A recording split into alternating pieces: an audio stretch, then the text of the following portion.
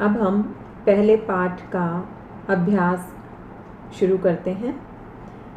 इसमें सबसे पहले आप ध्यान देंगे कि ये आपका जो पहला पाठ का अभ्यास हम शुरू कर रहे हैं आपकी बुक के पेज नंबर 3 पर है ये। तो पेज नंबर 3 अभ्यास, और इसका पहला प्रश्न हम कर रहे हैं क भाग उच्चारणम कुरुत। इसका मतलब है उच्चारण करो। तो इन शब्दों का हम उच्चारण करेंगे, लेकिन उससे पहले मैं आपको बता दूं जो ध्यान देने वाली बात है कि ये सभी शब्द पुल्लिंग शब्द हैं, अकारांत शब्द हैं। अकारांत का मतलब होता है जिस शब्द के अंत में अ हो। तो इन सभी शब्दों को जब आप ध्यान से देखेंगे तो अंत में अ है, और ये इसलिए इनको हम कहेंगे, इन शब्दों को, अकारांत शब्द। और ये सभी पुल्लिंग शब्द हैं। छात्र है, मैं आपको अर्थ भी साथ साथ बताते जाती हूँ उच्चारण के साथ साथ। छात्र है छात्र या विद्यार्थी। शिक्षक है शिक्षक या अध्यापक। मयूर है मोर। शुक है तोता। बालक है बालक। गज है हाथी। मकर है मगरमच्छ। बिडाल है बिलाव। मूषक है चूहा। चालक है चालक या ड्राइवर। घट है घड़ा। दीपक है दीपक। अश्व है घोड़ा। चंद्र है चंद्रमा। गायक है गायक। तो पहली एक्सरसाइज जिसमें हमें कहा निर्देश था कि उच्चारण कीजिए, तो हमने इन सब शब्दों का उच्चारण भी किया है, उसके साथ साथ आपको अर्थ भी बता दिया है। तो अब आते हैं दूसरे अभ्यास पर। ख भाग चित्राणि दृष्ट्वा पदानि उच्चारयत। चित्रों को देखकर पदों को उच्चारित कीजिए, या पद मतलब शब्द, इन शब्दों का उच्चारण कीजिए। चित्र के साथ साथ आप देखेंगे कि वो शब्द क्या है। कृषक है, कृषक है किसान, आप इस तस्वीर से पहचान भी सकते हैं। वृषभ है, वृषभ बैल। भल्लुक है भालू। मंडूक है मेढक। कपोत है कबूतर। पर्यंक है पलंग। दूरभाष है टेलीफोन। काक है कौआ। शौचिक है दर्जी। तो ये सारे शब्द एक ध्यान से अगर आप देखेंगे तो सभी शब्द अकारांत शब्द हैं और पुल्लिंग शब्द हैं। तो जो पहला अभ्यास हमने किया था वहाँ भी सभी अकारांत पुल्लिंग शब्द थे, तो और दूसरे अभ्यास में ख भाग में भी ये सभी अकारांत पुल्लिंग शब्द हैं। तो अब आपके पास इतने सारे अकारांत शब्दों का भंडार है। दूसरा अभ्यास क भाग वर्ण संयोजनेन पदम लिखत। वर्णों को जोड़ने से बने हुए पद को लिखिए।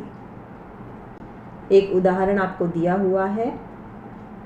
यहाँ आप एक चीज़ ध्यान में रखेंगे, एक बात, कि जितने भी व्यंजन होते हैं वो हल होते हैं, और उसमें स्वर के जुड़ने से वो पूरा वर्ण बनता है। जैसे च हल, इस जो नीचे लाइन आप देख रहे हैं इसको मैं हल बोलूँगी। च हल प्लस अ, तो ये बनेगा च। श हल प्लस अ, ये मिलके बनेगा श। क हल प्लस अ मिलके बनेगा कह, तो चश कह। तो इसमें आपने ध्यान दिया होगा कि जितने भी व्यंजन हैं वो हल हैं और स्वर साथ में जुड़ के वो पूरा वर्ण बना है। तो अब हम दूसरा पार्ट इसका देखते हैं। स प्लस औ। तो स में औ को जब जोड़ेंगे तो ये बनेगा सौ।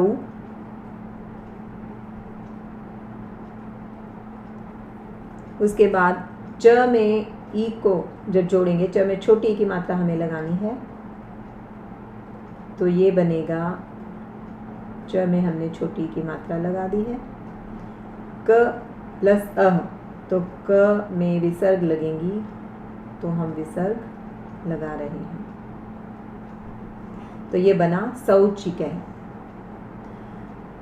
अगला देखिए, श प्लस ऊ, श में छोटे ऊ की मात्रा हमें लगानी है, तो श में छोटे ऊ की मात्रा हम लगा रहे हैं। न प्लस अ, यानी न पूरा लिखेंगे।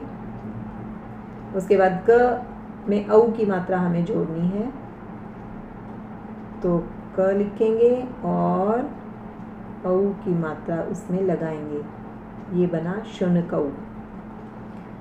अगला शब्द देखिए, शुनकौ क्या होता है? दो कुत्ते। शौचिक है क्या होता है? दर्जी। अगला देखिए, ध में आ हमें जोड़ना है, तो ये क्या बनेगा? ध में आ जब आप लगाएंगे तो धा, व में अ जोड़ेंगे तो ये व वर्ण बन गया है। त में अह को जोड़ेंगे तो त, और ये विसर्ग हम लगाएंगे, ये बन गया है धावतः।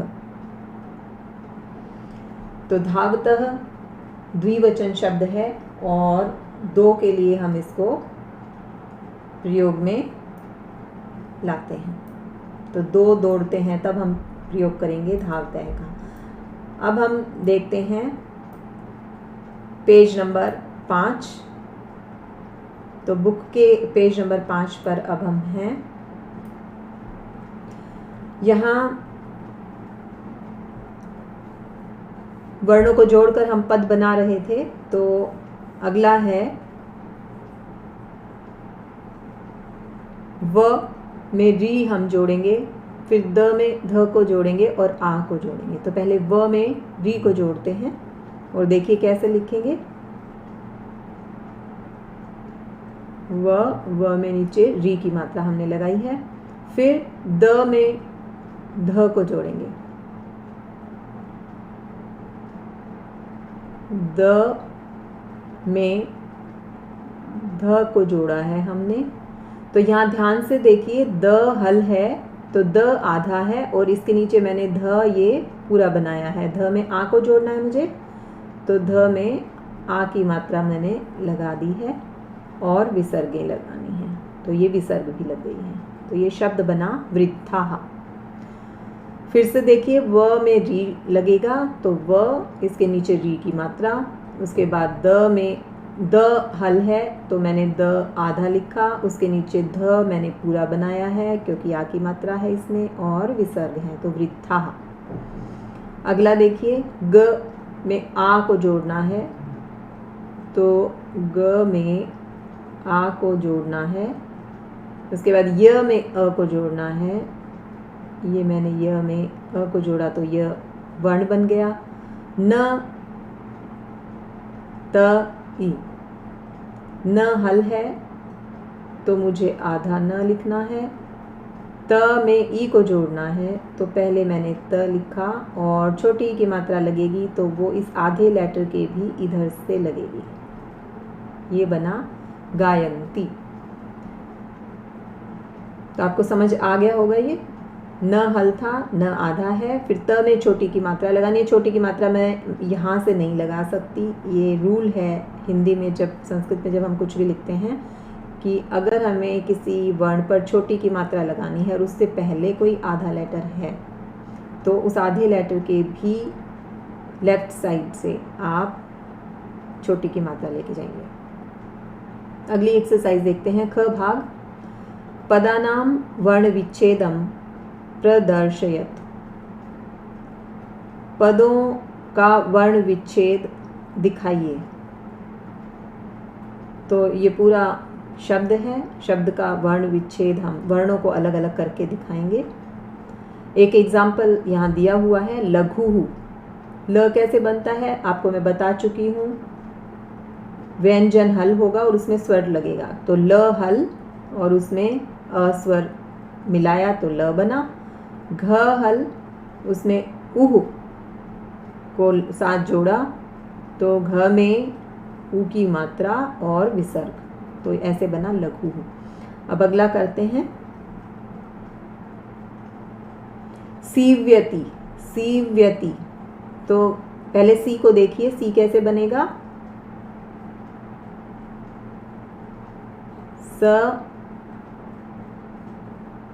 हल, उसमें क्या जोड़ेंगे हम, बड़ी ई की मात्रा, तो ये बड़ी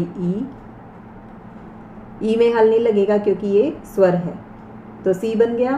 फिर आधा व, तो आधे व के लिए क्या करेंगे हम, व हल लिखेंगे। उसके बाद य कैसे बनेगा, य हल में अ को जोड़ेंगे तो य बना। और ती, ये यहाँ देखिए ती, त में छोटी की मात्रा है तो आप लिखेंगे आगे त हल और ई, छोटी ई। अब इसको आप दिखा सकते हैं, सी, ये सी कैसे बना है, स में ई को जोड़ने से, फिर व, ये आधा, ये हल व है। उसके बाद य कैसे बना, इससे बना। फिर ती कैसे बना, त में ई को जोड़ने से बना। तो इस तरीके से आप जो है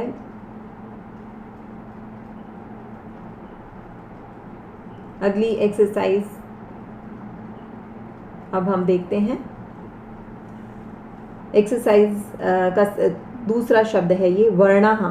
वर्णाह में वर्ण विच्छेद करना है हमें, तो व कैसे बनेगा, व हल, इसने क्या जोड़ा, अ को जोड़ा। इसके बाद र, जो ऊपर र देख रहे हैं ये पहले आता है हमेशा, न से पहले ये वाला र आएगा, तो ये आधा र है वैसे भी, तो र हल, ये हल लगा है इसके नीचे। उसके बाद ण, तो न हल और उसमें आ विसर्ग। ठीक है, ये आप ध्यान से देखिए एक बार फिर से। वो कैसे बना, व हल में अ को जोड़ा, फिर ये ऊपर जो आधा र था ये र हल लिखा, फिर ण हल में आह विसर्गें लगा दी। कुक्कुरऊ, पहले देखेंगे कु कैसे बना, कु कैसे बना, क हल, इसमें ऊ को जोड़ा प्लस, फिर आगे देखिए आधा क है तो ये क्या है, क हल है। इसके बाद फिर कु, तो क्या किया, क हल में ऊ को जोड़ा, फिर रऊ, तो रऊ के लिए हमने क्या किया, र हल प्लस औ। अगला देखिए मयूराहा, कैसे बना, म हल में अ को जोड़ा पहले, फिर ये म बन गया, फिर यू बनाना है आपको, तो क्या करेंगे, य हल में बड़ा ऊ जोड़ देंगे, फिर र में आह,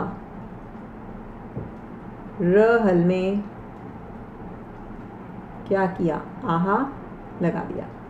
बालक है, पहले बा कैसे बनेगा, ब हल, इसमें हमने आ को जोड़ा, फिर ल हल, इसमें अ को जोड़ा तो ल बन गया। उसके बाद क में विसर्ग है, क हल और अ इसमें जुड़ेगा तो कंप्लीट क बनेगा, उसके बाद विसर्ग है क। तो बहुत आसान है, बिल्कुल भी मुश्किल नहीं है, कोई कंफ्यूजन नहीं। थर्ड एक्सरसाइज, तीसरे अब एक्सरसाइज को देखते हैं। उदाहरणम दृष्ट्वा रिक्त स्थानानि पूरयत, उदाहरण देखकर रिक्त स्थानों को पूरा करिए या भरिए। अब यथा, यथा मतलब एक उदाहरण आपको दिया हुआ है जैसे, यथा का मतलब जैसे। चषक है, चषकऊ, चषका। तो ध्यान दीजिए इस एक्सरसाइज में, ये चषक का पहले तो आपको अर्थ पता होना चाहिए, ये हम पढ़ चुके हैं पाठ के शुरू में ही। चषक है मतलब गिलास, तो ये एक वचन का शब्द है। चषक है का मतलब एक गिलास। चषकऊ, मात्रा पर ध्यान दीजिए, इसके अंत में औ। चषकऊ दो गिलास, और चषकाहा अंत में यहाँ देखिए आ और विसर्ग। चषकाहा मतलब बहुत सारे गिलास। तो ये एक वचन का शब्द है, ये द्विवचन का शब्द है, और ये बहुवचन का शब्द है। तो इसी तरीके से हमें ये बाकी जो रिक्त स्थान है ये पूरे करने हैं। अब इसमें एक वचन का शब्द हमें भरना है, लेकिन उससे पहले जो हमें दिया हुआ है वो देखें। बलिवर्दऊ, बलिवर्दऊ दो बैल, ये हम पढ़ चुके हैं पाठ में। तो एक वचन के लिए क्या शब्द होगा, तो ये लिखते हैं एक वचन में क्या आएगा, बलिवर्दय। ब ली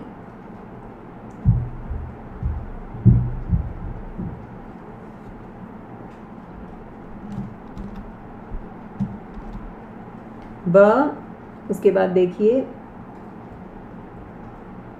ली व ऊपर बलिवर्दय, बलिवर्दऊ, बलिवर्दाः, बहुवचन में बनेगा बलि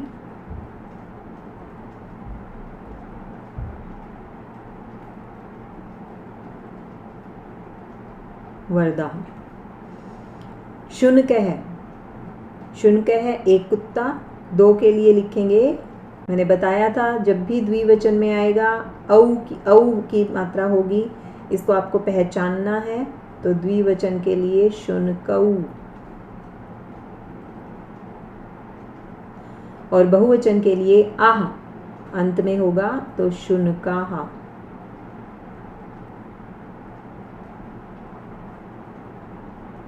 ये आपको पहचान अब कर लेनी चाहिए, आ जानी चाहिए आपको।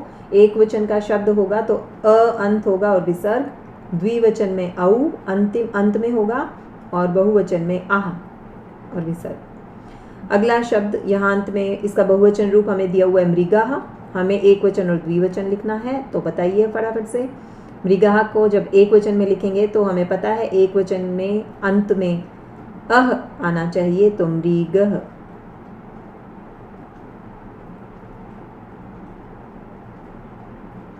मृगः, उसके बाद द्विवचन में मृगऊ, और बहुवचन में मृगाः दिया हुआ है। अगला जो यहाँ पे एक वचन और बहुवचन हमें भरना है, और दिया हुआ है सौचिकऊ। सौचिक है, दर्जी को कहते हैं। तो सौचिकऊ मतलब दो दर्जी, एक के लिए क्या होगा, सौ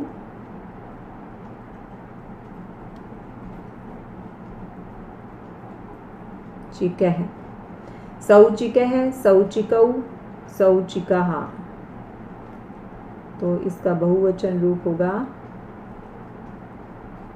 सौचिकाः। अगला देखिए मयूर है, द्विवचन में क्या हो जाएगा, मयूरऊ, बहुवचन में क्या होगा, मयूराः। तो ये तीसरी एक्सरसाइज में हमने क्या देखा कि जो अकारांत पुल्लिंग शब्द होते हैं उनका द्विवचन और बहुवचन रूप कैसे बनते हैं। तो अब शब्द आप पहचान गए होंगे, शब्द को देखते ही आप बता सकेंगे कि ये एक वचन का शब्द है, ये द्विवचन का है, और ये बहुवचन का है। अब चौथी एक्सरसाइज देखते हैं। चित्राणि दृष्ट्वा संस्कृत पदानि लिखत, चित्रों को देखकर संस्कृत पद लिखिए। तो पहला ये देख रहे हैं आप, इसमें हाथी, हाथी को हम कहते हैं गजः।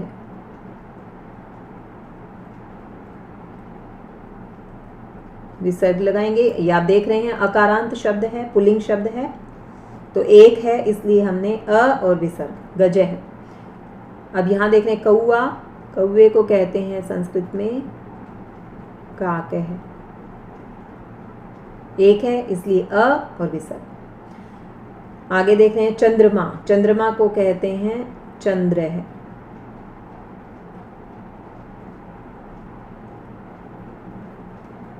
अब आ जाते हैं अगले पेज पर, पेज नंबर 6। यहाँ पे ताला ये हम देख रहे हैं, इसके लिए लिखेंगे ताल है। ये भालू, भालू को लिखेंगे भल्लुक है।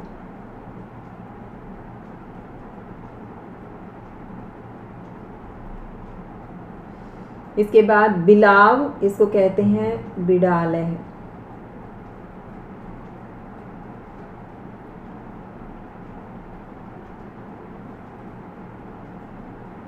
तो ये हमने अकारांत और नए शब्द लिखे हैं इन तस्वीरों को देखकर। तो यहाँ जो नया शब्द एक आया है वो ताले है, ताले को कहते हैं। बिलाव के लिए बिड़ाले है। एक्सरसाइज 1 में भी हमने पढ़ा था ये शब्द। भल्लुकह भी पढ़ा था। और चंद्रमा चंद्र है। कौवे को काकह कहते हैं, हाथी को गजह कहते हैं। तो अब 5वीं एक्सरसाइज करने से पहले हम एक बार फिर से जो हमने एक्सरसाइज 3 में किया था कि पुल्लिंग शब्द जो अकारांत पुल्लिंग शब्द हैं वो एक वचन, द्विवचन और बहुवचन में होते हैं। अब 5वीं एक्सरसाइज करने से पहले मैं आपको बताऊंगी कि इन पुल्लिंग शब्दों के साथ क्रिया का प्रयोग कैसे होता है।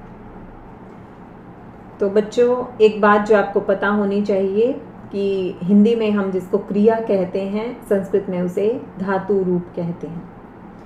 तो अभी जो मैंने आपको कहा कि एक वचन, द्विवचन और बहुवचन जो अकारांत शब्द हैं उनके साथ क्रिया का प्रयोग हम कैसे करेंगे, ये मैं आपको बता रही हूँ, तो ध्यान देंगे।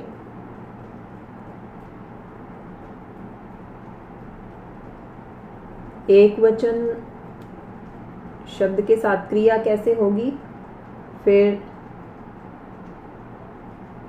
द्विवचन जो शब्द होगा उसके साथ कैसे होगी क्रिया, और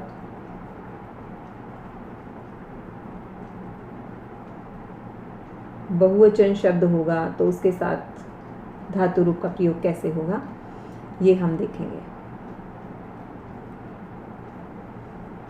तो अब देखिए, जैसे हमारे पास अकारांत शब्द है बालक, तो उसको संस्कृत में कहेंगे बालकः। तो ये सभी को पता है ये एक वचन शब्द है। और द्विवचन में बालकः को क्या कहेंगे,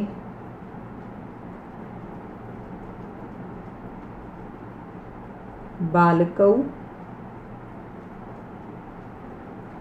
और बहुवचन में क्या कहेंगे, बालकाः। तो इतना आपको बहुत अच्छे से पता है ये सारी चीजें। अब हमें देखना है कि इसके साथ धातु रूप का प्रयोग कैसे होगा। जैसे बालक पढ़ता है, तो मैंने अभी कहा था कि क्रिया की जगह हम संस्कृत में बोलेंगे धातु रूप। तो बालकः है पठति, इसका मतलब हुआ बालक पढ़ता है। तो जो ध्यान देना है वो इस बात पर कि जब अकारांत एक वचन शब्द होगा तो उसके साथ क्रिया में अंत में ती लगेगा। इस तरह का रूप लिखा जाएगा क्रिया का। पढ़ता है तो पठती, खाता है तो खादती,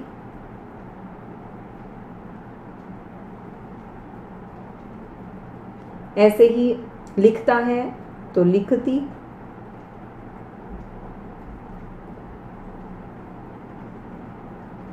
जो ध्यान देने वाली बात है वो मैं आपको फिर बार बार बता रही हूँ कि अकारांत एक वचन का जो पुल्लिंग शब्द होगा उसके साथ क्रिया में अंत में ती लगेगा। पठती, खादती, लिखती, ऐसे ही गायती।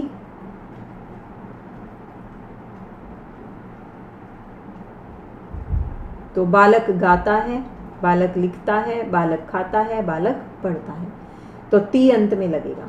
अगर द्विवचन शब्द है, ये पुल्लिंग शब्दों की बात कर रहे हैं हम, अगर द्विवचन का शब्द है हमारे पास तो उसके साथ क्या बनेगा, ये रूप इसमें ती लगा था तो यहाँ लेकिन क्या होगा, क्या रूप बन जाएगा, बालकौ पठतः। खादती है तो यहाँ क्या बनेगा, खादतः। लिखती है तो यहाँ क्या बनेगा, लिखतः। और गायती है तो गायतः। तो इसको ध्यान से देखेंगे कि बालकौ पठतः, बालकौ खादतः, बालकौ लिखतः, बालकौ गायतः। तो द्विवचन शब्द के साथ, द्विवचन शब्द का रूप अगर होगा तो उसके साथ जो क्रिया होगी, जो धातु रूप होगा, उसमें तह तह तह, ये अंत में आप देख रहे हैं, इस तरह प्रयोग होगा। अब देखते हैं बहुवचन को। बालकः अगर बहुवचन रूप है, आ और विसर्ग लगी हुई है तो ये बहुवचन रूप है। तो इसमें पठ पठ धातु से क्या रूप बनेगा, एक वचन में पठती, द्विवचन में पठतः, बहुवचन में पठन्ति।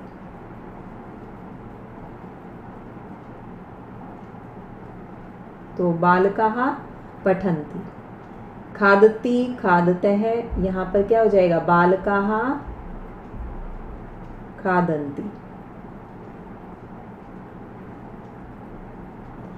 लिखती लिखतः, यहाँ क्या हो जाएगा, लिखन्ति। अब ध्यान से इस पैटर्न को नोट करेंगे आप कि हमने बहुवचन अकारांत शब्द के साथ क्रिया का प्रयोग कैसे किया है। अंति अंति अंति लगा दिया है, ध्यान से देख सकते हैं आप इस चीज को।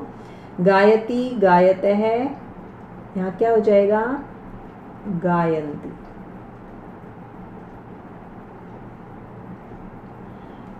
ठीक है, तो ये चीज आपको पहले समझ आ जानी चाहिए और पहचान हो जानी चाहिए कि एक वचन अगर पुल्लिंग शब्द है तो उसके साथ ती लगेगा क्रिया में, धातु में, और अगर औ है मतलब द्विवचन शब्द अगर हमारे पास है तो उसके साथ क्रिया में तह तह लगेगा अंत में, और अगर बहुवचन रूप है यानी आ और विसर्ग लगी हुई है किसी शब्द में तो उसके साथ क्रिया लगाते हुए हमें अंति लगाना पड़ेगा। ठ हल है इसलिए मैं अंति बोल रही हूँ कि अ यहाँ छिपा हुआ है, तो अंति, आधा न, त छोटी की मात्रा। तो अब आप पहचान लेंगे, अगर मैं गायन्ति बोलूँगी तो आपको बिल्कुल आराम से पता लग जाएगा कि ये बहुवचन शब्द के साथ लगता है ये रूप, तो यहाँ बहुवचन शब्द आना चाहिए। और बहुवचन शब्द की पहचान क्या है कि उस शब्द के अंत में आ और विसर्ग होंगी। अगर मैं बोलूँगी लिखतः, लिखतः में तह और विसर्ग जो लगी हुई है, इसको देख के आपको पहचानना है कि ये द्विवचन शब्द के साथ लगता है, द्विवचन की क्रिया है ये। तो यहाँ जो शब्द होगा वो द्विवचन शब्द होगा। और द्विवचन शब्द की पहचान क्या है, औ की मात्रा मिलेगी इस पर।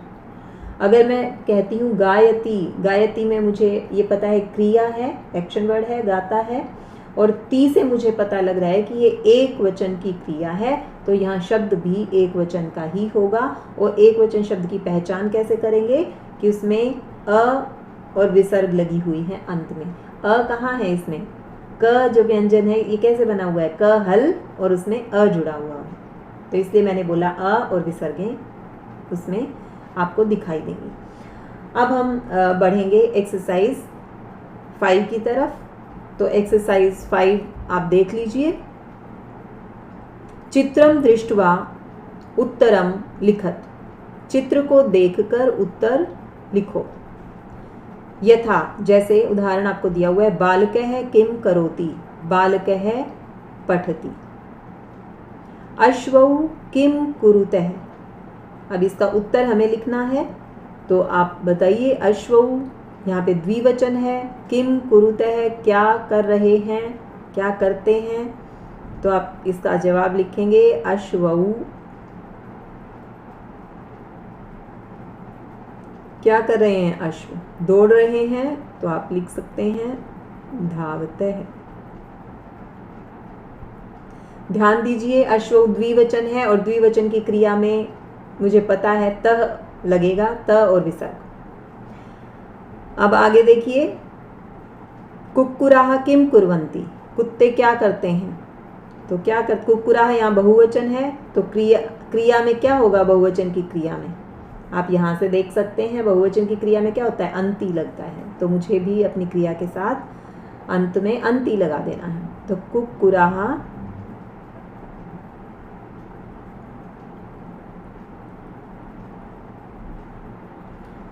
बुक्कन्ति।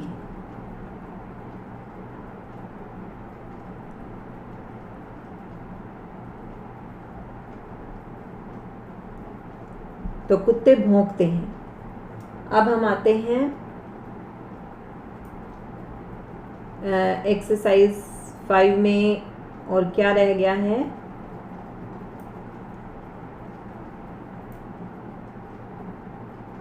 Page number 7। पेज नंबर 7 पे देखिए, एक्सरसाइज 5 का ही अगला भाग देखते हैं। छात्रौ किम कुरुतः। तो छात्रौ, दो छात्र हैं, दो छात्र क्या करते हैं? तो जब आप इसका जवाब लिखेंगे छात्रौ, दो छात्र हैं, तो उसके साथ जब क्रिया आप लिखेंगे तो यहाँ क्या लगेगा? क्रिया के अंत में तह लगेगा। तो मान लो छात्र पढ़ते हैं, तो हम क्या लिखेंगे? पठतः। तह लगना चाहिए द्विवचन शब्द के साथ, द्विवचन की क्रिया। कृषकः किम करोति। कृषक क्या करता है? एक है कृषक, तो एक वचन की ही हम क्रिया लिखेंगे। कृषकः। खेत को क्षेत्रम जोतता है, उसको लिखते हैं कर्षति। कर्षति। तो इस पर ध्यान देंगे। कर्षति एक वचन का शब्द है, तो क्रिया में भी ती लगता है, ये हमें पता है। गजौ किम कुरुतः। गजौ चलते हैं, तो लिखिए गजौ। दो हैं, तो क्रिया में मुझे पता है तह आएगा अंत में। गजौ चलते हैं। अब 6 एक्सरसाइज। पदानि संयोज्य वाक्यानि रचयत। इन पदों को जोड़कर वाक्य बनाइए। तो आप देख रहे हैं ये दाएं साइड, लेफ्ट साइड में ये शब्द दिए हुए हैं आपको। पुल्लिंग शब्द हैं, जिसमें एक वचन का शब्द भी है, द्विवचन भी है और बहुवचन के शब्द भी हैं। और इधर आपको धातु रूप दिए हुए, यानी क्रिया दी हुई है। तो आपको पता है कर्ता और क्रिया के जुड़ने से ही वाक्य बनता है। तो हमें ध्यान रखते हुए, जो मैंने आपको 5वीं एक्सरसाइज से पहले बताया था कि एक वचन का शब्द है तो उसके साथ क्रिया के अंत में क्या होना चाहिए, द्विवचन का शब्द है तो क्रिया के अंत में क्या होना चाहिए, उसी का प्रयोग करते हुए हमें इनको जोड़ना है। तो गजाहा। गजाहा, ध्यान से देखिए, इसमें अंत में आ और विसर्गे हैं, यानी ये बहुवचन शब्द है। बहुवचन शब्द के साथ हमें बहुवचन क्रिया चाहिए। बहुवचन की क्रिया कैसी होनी चाहिए? अंती होना चाहिए उसके अंत में। तो गजाहा, अंती तो यहाँ भी है, लेकिन गजाहा नृत्यंती तो नहीं बनेगा ठीक से, तो मीनिंगफुल भी होना चाहिए। तो गजाहा चलंती। तो यहाँ इस गजाहा को हम जोड़ेंगे चलंती के साथ। नेक्स्ट सिंहऊ। यहाँ दो हैं, सिंहऊ। औ से हमें क्या पता लगता है? द्विवचन का शब्द है, तो क्रिया भी द्विवचन की ही होनी चाहिए। और द्विवचन की क्रिया में हमें पता है अंत में क्या होता है? तह। तो सिंहऊ। अब तह वाले शब्द देखिए, दो हैं हमारे पास, एक पठतः है, एक गर्जतः है। तो कौन सा होगा? मीनिंग देखना है हमें ठीक से, मीनिंग किसके साथ जुड़ेगा? सिंहऊ।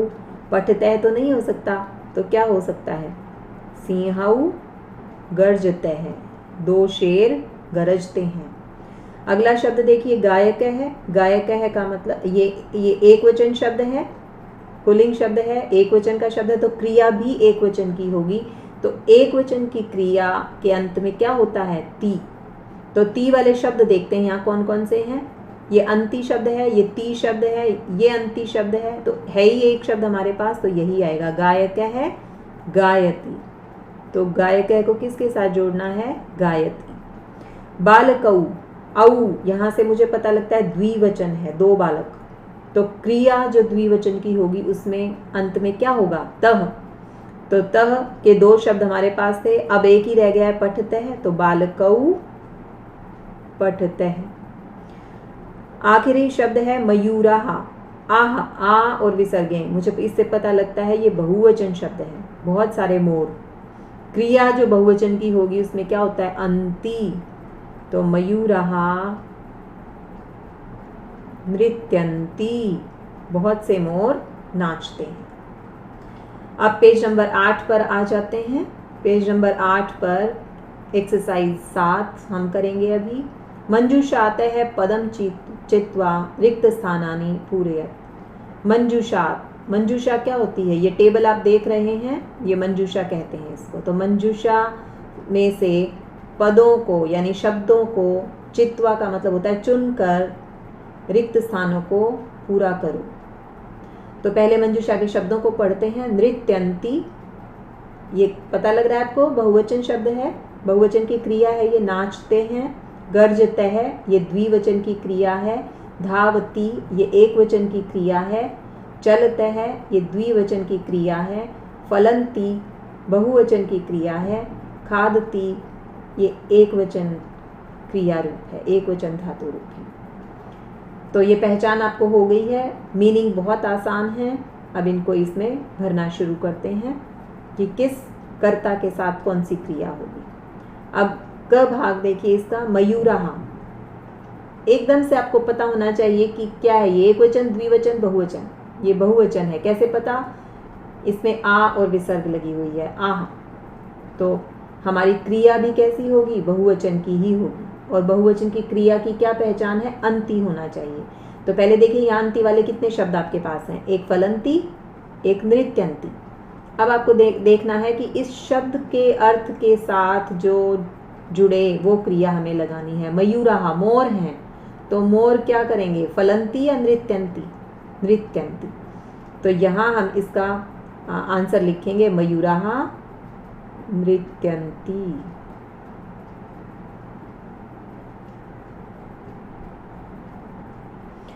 अगला देखो, गजऊ, औ, द्विवचन। गजऊ होता है दो हाथी। तो क्रिया जो द्विवचन की होगी उसमें क्या होता है अंत में? तह। तो पहले द्विवचन की क्रिया के शब्द देखो कितने हैं हमारे पास। गर्जतः, चलतः, दो शब्द हैं।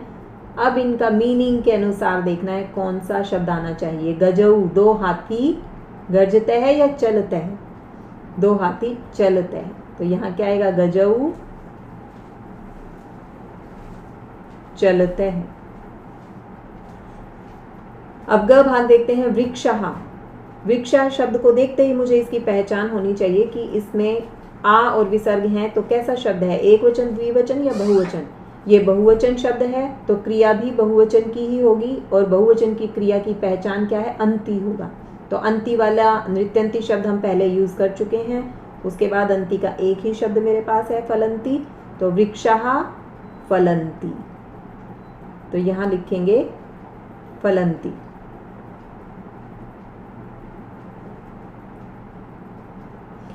अगला घ भाग देखते हैं, सिंहऊ। अब औ लगा हुआ है तो द्विवचन का शब्द है, तो क्रिया भी यहाँ द्विवचन की ही होगी। द्विवचन की क्रिया में तह लगा होगा। गर्जतः और चलतः। चलतः हम पहले ही यहाँ प्रयोग कर चुके हैं। अब यहाँ पे गर्जतः है, देखो इसका मीनिंग इसके साथ मैच करता है कि नहीं। सिंहऊ गर्जतः, हाँ ये सही है। तो इसको हम यहाँ लिख देते हैं, सिंहऊ गर्जतः। वानरः, एक वचन शब्द है, तो क्रिया भी एक वचन की होगी और एक वचन की क्रिया में ती मिलेगा हमें। तो वानरः एक खादती है, एक धावती है। तो क्या होना चाहिए यहाँ पे? क्योंकि अगर नहीं समझ में हमें आ रहा, वानरः खादती भी हो सकता है, वानरः धावती भी हो सकता है। तो अभी इसको छोड़ते हैं, आगे देखते हैं। अश्वः, ये भी एक वचन का शब्द है। तो अश्वः खादती या अश्वः धावती, कौन सा ज़्यादा मीनिंगफुल हमें लगता है? अश्वः धावती। तो पहले इसको हम फिल करते हैं। दोनों हो सकते हैं, दोनों ही आंसर सही है। वैसे लिख आप कोई भी सकते हो। अश्वः धावती, वानरः खादती। लेकिन ज़्यादा जो मीनिंगफुल हमें लगता है वो वानरः खादती लगता है, वानरः धावती की बजाय। तो अश्वः धावती ये यहाँ ठीक है। अब आठवीं एक्सरसाइज को करते हैं। स तौ ते इत्येतेभ्यः उचितं सर्वनाम पदम चित्वा रिक्त स्थानानि पूरयत्। स तौ ते, इन सर्वनाम शब्दों का प्रयोग करते हुए हमें ये एक्सरसाइज ये वाक्य पूरे करने हैं। एक आपको उदाहरण दिया गया है, अश्वः धावति, तो मुझे सर्वनाम लिखना है संज्ञा शब्द की जगह। तो धावती, ये ध्यान रखेंगे आप, एक वचन क्रिया रूप है तो एक वचन का ही शब्द होगा।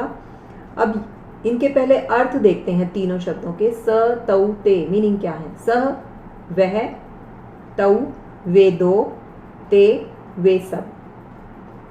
तो आप समझ गए हैं, एक वचन में स आएगा, द्विवचन है तो तौ आएगा और बहुवचन है तो ते आएगा।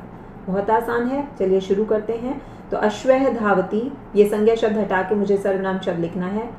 तो अश्वः एक है तो मुझे क्या लिखना है? सह धावती। अब क भाग बताइए, गजाहा चलंती, गजाहा हटा के मुझे स तौ ते में से भरना है तो क्या लिखना चाहिए मुझे? ये बहुवचन शब्द है तो ते चलंती। छात्रौ पठतः, मुझे क्रिया से भी पहचान है कि ये द्विवचन शब्द आएगा और छात्रौ से भी मुझे पता है कि यहाँ द्विवचन शब्द आएगा। तो इनमें से द्विवचन कौन सा है? तौ। तो यहाँ मुझे लिखना है तौ, तौ पठतः। वानराः क्रीडन्ति, बहुवचन शब्द है तो मुझे यहाँ क्या लिखना है? ते क्रीडन्ति, वे सब खेलते हैं। गायकः गायति, तो यहाँ मुझे क्या लिखना है? सह गायति, वह गाता है। मयूराः नृत्यन्ति, तो यहाँ बहुवचन शब्द है तो मुझे क्या लिखना है? ते नृत्यन्ति, वे सब नाचते हैं। तो अब आपको स तौ ते का भी प्रयोग पता लग गया है। एक वचन में वह के लिए स लिखेंगे, द्विवचन में वे दो के लिए हम तौ लिखेंगे और वे सब के लिए हम ते लिखेंगे। तो यहाँ ये अभ्यास जो है पाठ 1 का खत्म होता है। तो उसके बाद ध्यातव्यम, ध्यान देने योग्य बातें हैं, ये आप ध्यान से एक बार देखिए। संस्कृते त्रीणि लिंगानि भवति, 3 लिंग होते हैं संस्कृत में, पुल्लिंग, स्त्रीलिंगम, नपुंसकलिंगम। पुल्लिंग, स्त्रीलिंग और नपुंसकलिंग। ख संस्कृते त्रय, आज हमने जो है यहाँ जो है पुल्लिंग शब्दों का प्रयोग हमने देखा है इस पाठ में। पुल्लिंग शब्द नए नए पढ़े हैं और उनके साथ क्रिया का प्रयोग कैसे होता है ये देखा है। ख में आपको बताया है, संस्कृते त्रयः पुरुषा भवन्ति, संस्कृत में 3 पुरुष होते हैं, प्रथम पुरुष, मध्यम पुरुषः, उत्तम पुरुषश्च। प्रथम पुरुष, मध्यम पुरुष और उत्तम पुरुष। संस्कृत में त्रीणि वचनानि भवन्ति, 3 वचन होते हैं, ये मैं आपको बता चुकी हूँ। एक वचनम, द्विवचनम, बहुवचनम। तो ये आपको लिख के बताया भी है मैंने। जैसे एक वचन का उदाहरण दिया था बालकः है, द्विवचन में बालकौ, बहुवचन में बालकाः। तो ये पाठ और इसका अभ्यास यहाँ हम खत्म करते हैं।